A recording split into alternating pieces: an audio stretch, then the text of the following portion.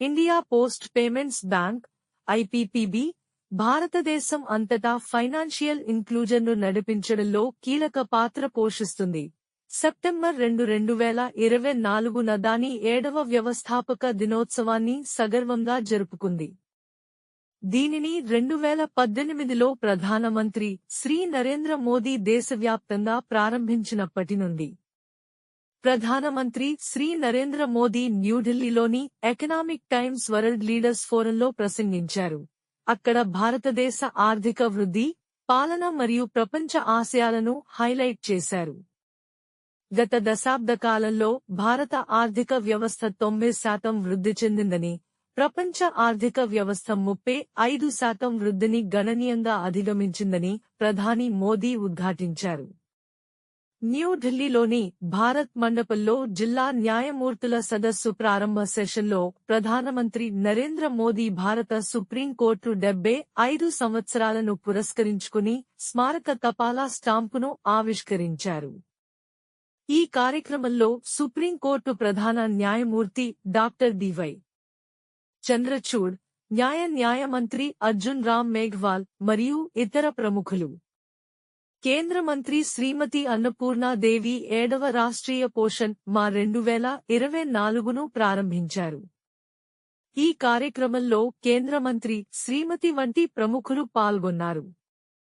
అన్నపూర్ణాదేవి, గుజరాత్ ముఖ్యమంత్రి శ్రీ భూపేంద్రభాయ్ పటేల్ మరియు గుజరాత్ మహిళా మరియు శిశు అభివృద్ధి శాఖ మంత్రి శ్రీమతి భానుబెన్ బబారియా, భారత ప్రభుత్వం మరియు గుజరాత్ రాష్ట్ర ప్రభుత్వం రెండింటి నుండి సీనియర్ అధికారులతో పాటు మణిపూర్ విశ్వవిద్యాలయం, జాతీయ మానవ హక్కుల కమిషన్ ఎన్హెచ్ఆర్సీ సహకారంతో 2024 ఆగస్టు 30న మణిపూర్ విశ్వవిద్యాలయంలోని కోర్ట్ హాల్లో 2 రోజుల భారతదేశంలో మానవ హక్కులపై శిక్షణా కార్యక్రమాన్ని విజయవంతంగా నిర్వహించింది.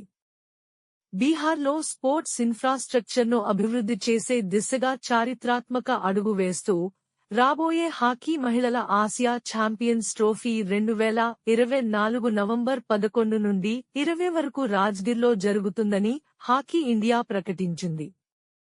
ఈ టోర్నమెంట్ కొత్తగా నిర్మించిన రాజ్గిర్ హాకీ స్టేడియంలో జరుగుతుంది. చైనా, మలేషియా, జపాన్, థాయిలాండ్ మరియు కొరియా జట్లపై భారత్ తన టైటిల్ను కాపాడుకుంటుంది. ఎయిర్ మార్షల్ అశుతోష్ దీక్షిత్ అతి విశిష్ట సేవా పతకం, వాయుసేన పతకం, విశిష్ట సేవా పతకం సెప్టెంబర్ 1న సెంట్రల్ ఎయిర్ కమాండ్ యొక్క air officer commanding in chief నియామకాన్ని స్వీకరించారు. ప్రెసిడెంట్ ఇమ్మాన్యుయేల్ మాక్రాన్ పారిస్ 2024 విజయానికి గోల్డ్లో ఒలింపిక్ ఆర్డర్ను ప్రదానం చేశారు. యానిమేషన్ మరియు స్టోరీ టెల్లింగ్ ప్రపంచానికి ఆయన చేసిన కృషికి ఒక ముఖ్యమైన గుర్తింపుగా ప్రసిద్ధ జపనీస్ చలనచిత్ర దర్శకుడు మరియు స్టూడియో ఘిబ్లీ సహ వ్యవస్థాపకుడు హయావో మియాజాకికి 2024లో గౌరవనీయమైన రామన్ మెగసెసే అవార్డు లభించింది. ఈ గౌరవాన్ని తరచుగా సూచిస్తారు. ఆసియా నోబెల్ బహుమతి గా యానిమేషన్ కళ మరియు ప్రపంచ సాంస్కృతిక ఉపన్యాసం రెండింటిపై మియాజాకి యొక్క లోతైన ప్రభావాన్ని నొక్కి చెబుతుంది. ఆగస్టు 31న పారిస్లో కాంస్య పతకంతో రుబినా ఫ్రాన్సిస్ పారాలింపిక్ చరిత్రలో తన పేరును పొందుపరిచింది. ఈ సందర్భంగా ఆమె లేచి మహిళల 10 మీటర్ల ఎయిర్ పిస్టల్ SH1 ఈవెంట్లో కాంస్యం సాధించింది. పారిస్ పారాలింపిక్స్ 2024లో మహిళల 200 మీటర్ల T35 ఫైనల్లో భారత పారా అథ్లెట్ ప్రీతి పాల్ కాంస్య పతకాన్ని సాధించి భారతదేశానికి మరో పతకాన్ని అందించింది. ఆమె 30.01 సెకన్ల వ్యక్తిగత అత్యుత్తమ టైమింగ్తో పతకాన్ని గెలుచుకుంది. ఈ విజయంతో పారాలింపిక్స్లో 2 పతకాలు సాధించిన తొలి ట్రాక్ అండ్ ఫీల్డ్ భారత మహిళా పారా అథ్లెట్గా నిలిచింది. సెప్టెంబర్ 2న పారిస్ పారాలింపిక్స్లో పురుషుల T47 హైజంప్ ఫైనల్లో భారతదేశానికి చెందిన నిషాద్ కుమార్ రజత పతకాన్ని సాధించాడు. గతంలో టోక్యోలో రజతం సాధించిన కుమార్ తన సీజన్ బెస్ట్ జంప్ 2.04 మీటర్లు నమోదు చేసి 2వ స్థానంలో నిలిచాడు. అమెరికాకు చెందిన టాన్సన్ రాబర్ట్స్ సీజన్ బెస్ట్ జంప్తో 2.08 మీటర్లు దూకి స్వర్ణ పతకాన్ని భారత్కు చెందిన నిషాద్ కుమార్ కంటే ముందుంచారు. రష్యాకు చెందిన జార్జీ మార్గీవ్కు కాంస్యం లభించింది. నేషనల్ న్యూట్రిషన్ వీక్ NNW అనేది భారతదేశంలో సెప్టెంబర్ 1 నుండి 7 వరకు జరిగే వార్షిక ఆచారం.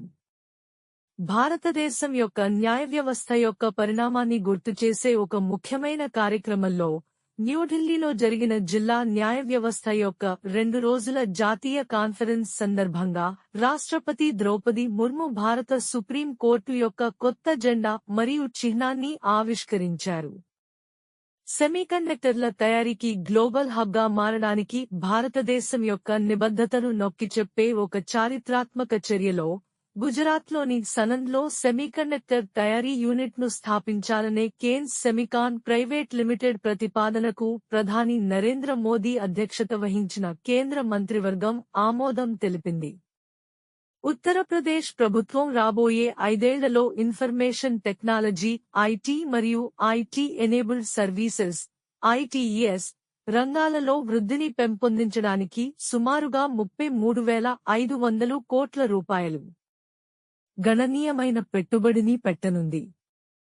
నోయిడా, లక్నో, కాన్పూర్, వారణాసి మరియు ప్రయాగ్రాజ్, అలహాబాద్ అనే 5 ప్రధాన నగరాల్లో టెక్నాలజీ హబ్లను అభివృద్ధి చేయడం ద్వారా ఈ రంగాలలో 10 రెట్లు పెరుగుదలను ఈ ప్రణాళిక లక్ష్యంగా పెట్టుకుంది.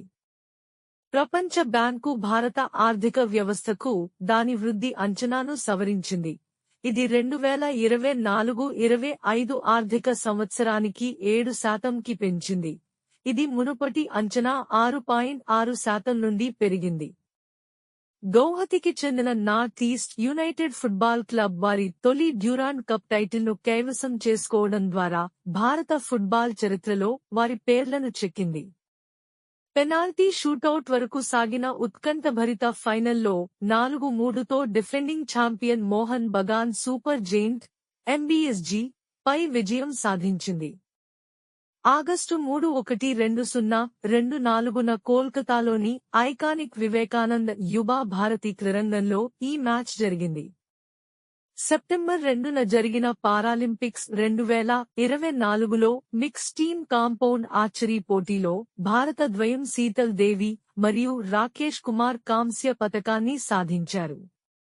పారిస్ 2024 పారాలింపిక్స్లో పురుషుల సింగిల్స్ SL4 విభాగంలో భారత para badminton star Suhas Lalinakere Yathiraj రజత పతకాన్ని గెలుచుకోవడం ద్వారా తన అద్భుతమైన కెరీర్కు మరో ఘనతను జోడించాడు. నైపుణ్యం మరియు పట్టుదల యొక్క అద్భుతమైన ప్రదర్శనలో పారిస్ 2024 పారాలింపిక్స్లో మహిళల సింగిల్స్ SU5 క్లాస్లో భారత పారా బ్యాడ్మింటన్ క్రీడాకారిణులు తులసిమతి మురుగేషన్ మరియు మనీషా రామదాస్ వరుసగా రజత మరియు కాంస్య పతకాలను కైవసం చేసుకున్నారు. మధ్యప్రదేశ్ ప్రభుత్వం ముఖ్యమంత్రి మోహన్ యాదవ్ నాయకత్వంలో బృందావన్ గ్రామ్ పేరుతో ఒక సంచలనాత్మక పథకాన్ని ఆమోదించింది. జన్మాష్టమి ఆగస్టు 26 నాడు అధికారికంగా ప్రకటించిన ఈ కార్యక్రమం గోసంరక్షణ మరియు గ్రామీణాభివృద్ధిపై దృష్టి సారిస్తూ ఎంపిక చేసిన గ్రామ పంచాయతీలను మోడల్ గ్రామాలుగా మార్చడం లక్ష్యంగా పెట్టుకుంది. భారతీయ మరియు UAE విద్యా ప్రకృతి దృశ్యాలు రెండింటికీ ఒక ల్యాండ్మార్క్ ఈవెంట్లో Abu Dhabi crown prince Sheikh Khalid bin Mohamed bin Zayed Al Nahyan Indian Institute of Technology IIT Delhi Abu Dhabi క్యాంపస్ను అధికారికంగా ప్రారంభించారు. ఫ్రెంచ్ సౌందర్య సాధనాల దిగ్గజం లోరియల్ పేరిస్ ఒక ముఖ్యమైన ప్రకటన చేసింది. ఇది తన సరికొత్త ప్రపంచ బ్రాండ్ అంబాసిడర్గా బాలీవుడ్ యొక్క అత్యంత ప్రముఖ నటీమణులలో ఒకరైన అలియా భట్ను సంతకం చేసినట్లు వెల్లడించింది. నైపుణ్యం మరియు సంకల్పం యొక్క విశేషమైన ప్రదర్శనలో పురుషుల హైజంప్ T63 ఈవెంట్లో శరత్ కుమార్ మరియు మరియప్పన్ తంగవేలు వరుసగా రజత మరియు కాంస్య పతకాలను సాధించారు. శరత్ కుమార్ 1.88 మీటర్ల ఎత్తును క్లియర్ చేసి రజత పతకాన్ని సాధించాడు. మరియప్పన్ తంగవేలు 1.85 మీటర్ల బెస్ట్ ఎఫర్ట్ సాధించి కాంస్యం సాధించాడు. జవహర్లాల్ నెహ్రూ ఇండోర్ స్టేడియంలో అల్టిమేట్ టేబుల్ టెన్నిస్ యుటిటి సీజన్ 5 యొక్క 11వ రోజు సందర్భంగా టేబుల్ టెన్నిస్ సంఘంలో ఒక ముఖ్యమైన ప్రకటన ప్రతిధ్వనించింది. అంతర్జాతీయ table tennis federation ITTF foundation యొక్క మొదటి భారతీయ రాయబారిగా భారతదేశపు ఏస్ ప్యాడ్లర్ అయిన శరత్ కమల్ ఎంపికయ్యాడు. భారతదేశం మరియు సింగపూర్లు సెమీకండక్టర్స్, హెల్త్ కేర్ మరియు డిజిటల్ ఎకానమీలలో సహకారాన్ని పెంపొందించుకునే లక్ష్యంతో బహుళ ఒప్పందాలపై సంతకాలు చేశాయి. సమగ్ర వ్యూహాత్మక భాగస్వామ్యానికి తమ సంబంధాలను పెంచుకున్నారు. ప్రధానమంత్రి నరేంద్ర మోదీ సింగపూర్ పర్యటన సందర్భంగా ప్రాంతీయ శాంతి, స్థిరత్వం మరియు శ్రేయస్సు కోసం సహకారం యొక్క ప్రాముఖ్యతను నొక్కి చెప్పారు. అదే సమయంలో సింగపూర్ భారతదేశ అభివృద్ధికి స్ఫూర్తి అని అభివర్ణించారు. ఫ్లిప్కార్ట్ మాజీ ఉద్యోగులు స్థాపించిన పాప్ ఫిన్టెక్ స్టార్టప్ రూపే మరియు యెస్ బ్యాంక్ భాగస్వామ్యంతో భారతదేశపు మొట్టమొదటి మల్టీబ్రాండ్ కోబ్రాండెడ్ క్రెడిట్ కార్డును పరిచయం చేసింది. YEB బ్యాంక్ పాప్ క్లబ్ రూపాయి క్రెడిట్ కార్డ్గా పిలువబడే ఈ వినూత్న కార్డ్ ఈకామర్స్, కిరాణా, ఆహారం మరియు పానీయాలతో సహా కీలక రోజువారీ ఖర్చు ప్రాంతాలను పరిష్కరించడానికి జొమాటో, బ్లింకిట్, కల్ట్, రపిడో, క్లియర్ట్రిప్ మరియు ఫామీజీ వంటి ప్రధాన బ్రాండ్లను అనుసంధానిస్తుంది. ప్రయాణం మరియు ఆరోగ్యం మరియు fitness. Blockchain as a service బాస్కి భౌగోళికంగా పంపిణీ చేయబడిన మౌలిక సదుపాయాలను అందించడానికి ఎలక్ట్రానిక్స్ మరియు ఇన్ఫర్మేషన్ టెక్నాలజీ మంత్రిత్వ శాఖ మేట్వాయ్ విశ్వస్య బ్లాక్చైన్ టెక్నాలజీ స్టాక్ను ప్రారంభించింది. ఈ చొరవ అనుమతించబడిన బ్లాక్చైన్ అప్లికేషన్లకు మద్దతు ఇవ్వడం మరియు భారతదేశంలో పారదర్శక, సురక్షితమైన మరియు విశ్వసనీయమైన డిజిటల్ సర్వీస్ డెలివరీని ప్రోత్సహించడం లక్ష్యంగా పెట్టుకుంది. మహిళా మరియు శిశు అభివృద్ధి మంత్రిత్వ శాఖ తన డిజిటల్ చొరవ పోషణ్ ట్రాకర్ కోసం ఈగవర్నెన్స్ 2024 గోల్డ్ కోసం జాతీయ అవార్డుతో సత్కరించింది. మిషన్ పోషణ్ 2లో భాగమైన ఈ సాధనం 0 నుండి 6 సంవత్సరాల వయస్సుగల వారిపై దృష్టి సారిస్తూ పిల్లల ఎదుగుదలను నిజసమయ పర్యవేక్షణను అనుమతిస్తుంది. పారిస్ 2024 పారాలింపిక్స్లో విలువిద్యలో భారతదేశానికి మొట్టమొదటి పారాలింపిక్ బంగారు పతకాన్ని సాధించడం ద్వారా హర్విందర్ సింగ్ భారతీయ క్రీడా చరిత్రలో తన పేరును పొందుపరిచాడు. పారిస్ 2024 పారాలింపిక్స్ పురుషుల షాట్పుట్ F46 ఈవెంట్లో రజత పతకాన్ని సాధించిన భారతదేశానికి చెందిన సచిన్ సర్జేరావ్ ఖిలారీ యొక్క అద్భుతమైన ప్రదర్శనను చూసింది. స్థిరమైన శక్తి పరిష్కారాల కోసం తక్షణ అవసరంతో పోరాడుతున్న ప్రపంచంలో మన అవగాహనలను సవాలు చేయడానికి మరియు మార్పును ప్రేరేపించడానికి ఒక కొత్త సాహిత్య రచన ఉద్భవించింది. ప్రఖ్యాత ఇంధన నిపుణుడు కుల్దీప్ గుప్తా రాసిన ఆయిల్ నుండి lithium, navigating the future of energy ప్రపంచ శక్తి సవాళ్లతో వ్యక్తిగత అనుభవాన్ని పెనవేసుకునే ఒక అద్భుతమైన కథనాన్ని పాఠకులకు అందిస్తుంది. చిలీ యొక్క అత్యంత ప్రసిద్ధ అథ్లెట్లలో ఒకరైన లూయిస్ అయాలా 91 సంవత్సరాల వయసులో మరణించడంతో టెన్నిస్ ప్రపంచం నిజమైన లెజెండ్ను కోల్పోయింది.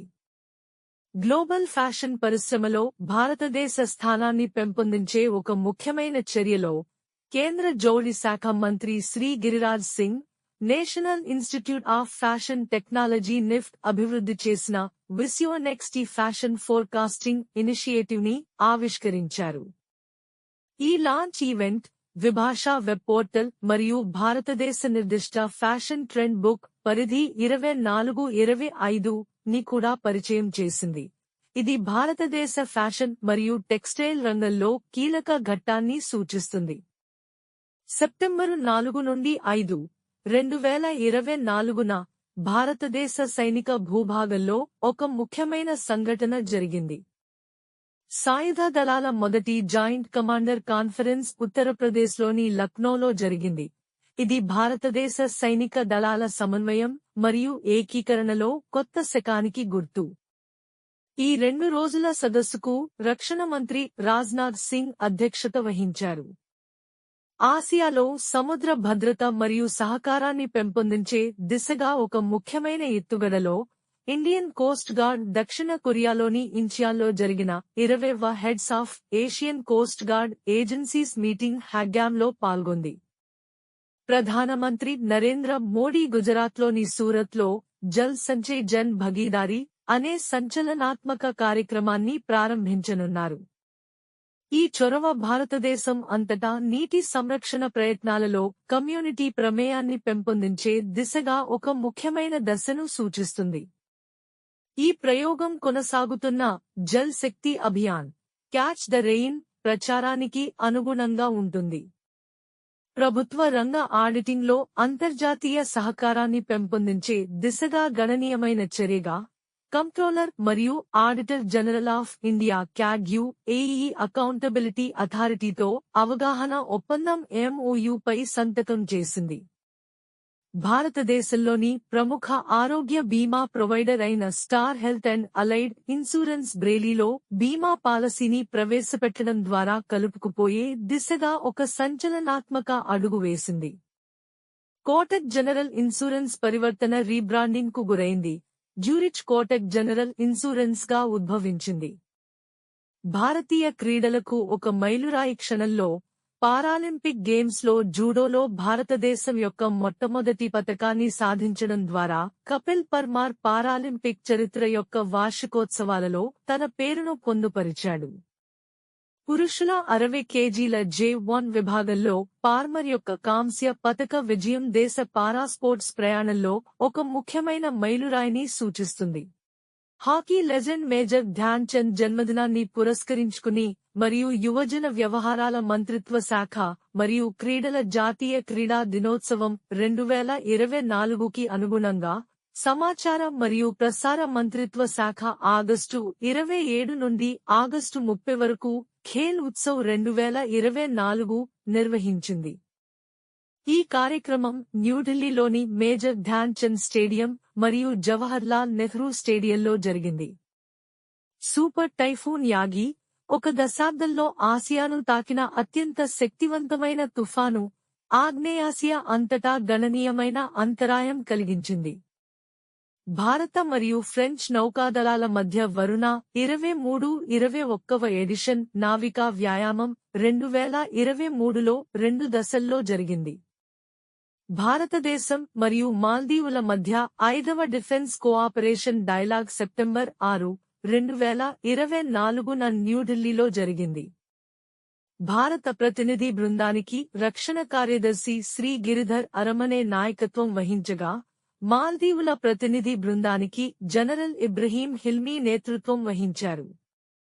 అగ్ని-4 intermediate range ballistic missile IRBM యొక్క విజయవంతమైన ప్రయోగం సెప్టెంబర్ 6, 2024న ఒడిశాలోని చండీపూర్లోని ఇంటిగ్రేటెడ్ టెస్ట్ రేంజ్ నుండి నిర్వహించబడింది. ఈ క్షిపణిని defence research and development organisation DRDO అభివృద్ధి చేసింది. అంతర్జాతీయ అక్షరాస్యత దినోత్సవం 2024కి పూర్వగామిగా భారత ప్రభుత్వ విద్యా మంత్రిత్వ శాఖ సెప్టెంబర్ 7, 2024న స్పెక్ట్రమ్ ఆఫ్ లిటరసీ పేరుతో అంతర్జాతీయ సమావేశాన్ని నిర్వహిస్తుంది. ఈ వర్చువల్ సమావేశాన్ని CIET NCERT న్యూఢిల్లీ నిర్వహిస్తుంది. పట్టుదల మరియు నైపుణ్యం యొక్క అద్భుతమైన ప్రదర్శనలో పారిస్ 2024 పారాలింపిక్స్లో పురుషుల షాట్పుట్ F57 క్లాస్లో భారతదేశానికి చెందిన హోటోజే సెమా కాంస్య పతకాన్ని కైవసం చేసుకుంది. పారిస్ పారాలింపిక్స్ 2024లో పురుషుల హైజంప్ T64 ఫైనల్లో భారత పారాథ్లెట్ ప్రవీణ్ కుమార్ తన అద్భుతమైన స్వర్ణ పతక విజయంతో పారాలింపిక్ చరిత్రలో తన పేరును పొందుపరిచాడు. చర్య తీసుకోవాల్సిన తక్షణ ఆవశ్యకతను గుర్తించి ఐక్యరాజ్యసమితి సెప్టెంబర్ 7వ తేదీని నీలి ఆకాశం కోసం అంతర్జాతీయ స్వచ్ఛమైన గాలి దినోత్సవంగా ప్రకటించింది.